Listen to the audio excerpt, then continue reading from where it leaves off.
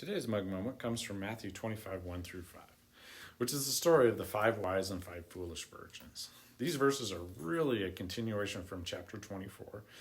Jesus is introducing timing into this parable in the future, unlike the other kingdom verses, like a seed and a man in a field who sells all he has, or a woman who drops leaven into a meal, which are all current for him, not in the future.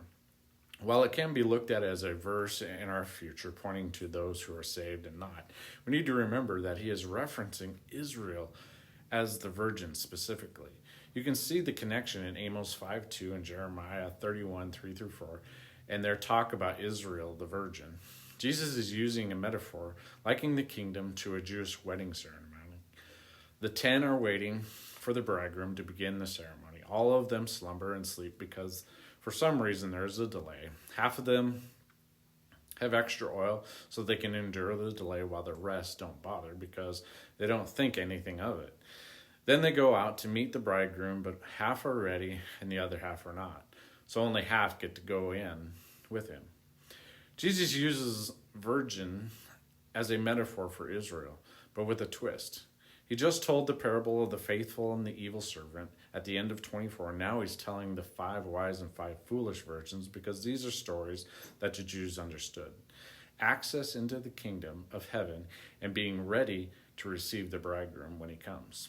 According to Matthew 24, this is coming in judgment. For those who were prepared for it, they enter into the fullness of the kingdom age with Jesus. Those not prepared were left out. Some were ready, some were not. Some were taken, some were not. One view is that the kingdom age was introduced with the Holy Spirit, and what Jesus warned them of was a time of destruction where Jerusalem and the sacrificial system would be destroyed. God was preparing them to enter into a kingdom era, and not just a future heaven, by eradicating the system of the old covenant. Remember, there is no fear in those who trust in God. I would encourage you to embrace a kingdom in you, a Jesus reigning as king in that kingdom, and slowly making changes to that kingdom with your permission. This is why his kingdom is ever expanding, and it starts with expanding in you. Have a great day.